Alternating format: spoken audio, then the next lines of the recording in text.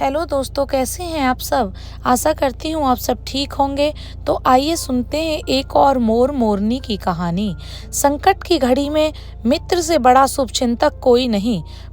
पढ़िए और सुनिए मोर और मोरनी की यह प्यारी सी कहानी।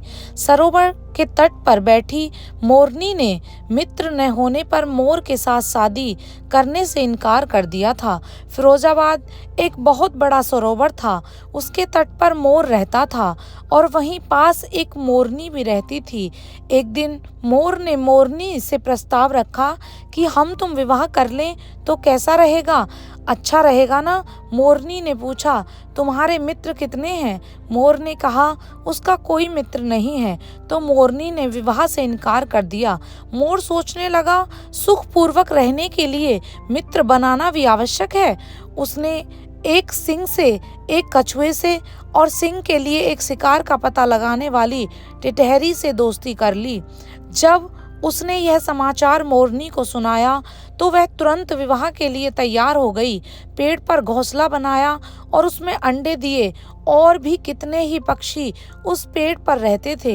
एक दिन शिकारी आए। दिन भर कहीं शिकार न मिला तो वे उसी पेड़ की छाया में ठहर गए और सोचने लगे, पेड़ पर चढ़कर अंडे बच्चों से भूख बुझाई जाए। मोर दंपत्ति को भारी चिंता हुई। मोर मित्रों के पास सहायता के लिए दौड़ा। बस फिर क्या था, टिटहरी ने जोर जोर से चिल्लाना शुरू किया। सिंह समझ गया कि कोई शिकार है। वह उसी पेड़ के नीचे चला जहां शिकारी बैठे थे। इतने में कछुआ भी पानी से निकलकर बाहर आ गया। सिंह से डरकर भागते हुए शिकारियों ने कछुए को ले चलने की बात सोची। जैसे ही हाथ बढ़ाया, कछुआ पानी में खिसक गया। शिकारियों के पैर दलदल में फंस गए। इतने में सिंह आ पहुंचा और उन्होंने उसे ठिकाने लगा दिया। मोरनी ने कहा, मैंने विवाह से पूर्व मित्रों की संख्या पूछी थी, सो बात काम की निकली ना। यदि मित्र न होते तो आज हम सबकी खैर न थी।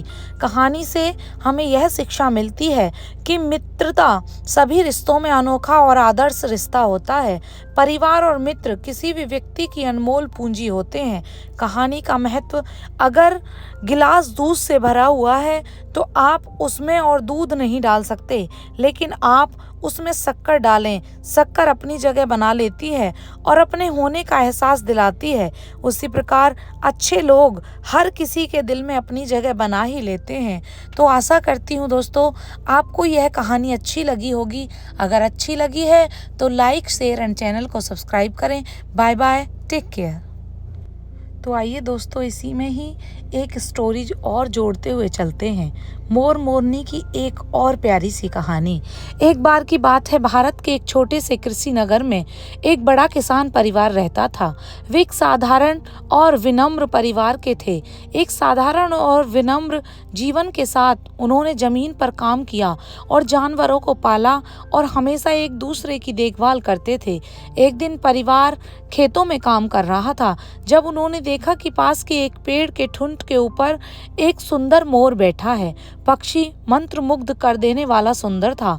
उसके पंख हरे और नीले रंग के रंगों में चमक रहे थे और यह परिवार को शांत, लगभग राजसी हवा के साथ देखता था। परिवार मोर को देखकर मंत्रमुग्ध हो गया और उसे पालतू जानवर के रूप में रखने का फैसला किया। उन्होंने उसी नाम के सितारे के नाम पर उसका नाम सुहेल रखा, इसलिए वे उसे कभी नहीं भूलेंगे। सुहेल बहुत मिलनसार और खुश मिजाज था और वह जल्दी ही परिवार का हिस्सा बन गया। उसने खेतों को अधिक जीवंत और रंगीन जगह बना दिया। वह अक्सर पेड़ के तने के ऊपर बैठ जाता और परिवार को नीचे खेतों में मेहनत करते हुए देखता। एक दिन किसान की बेटी आयशा ने देखा कि सुहेल बाड़े पर बैठा कुछ उदास और लाचार है।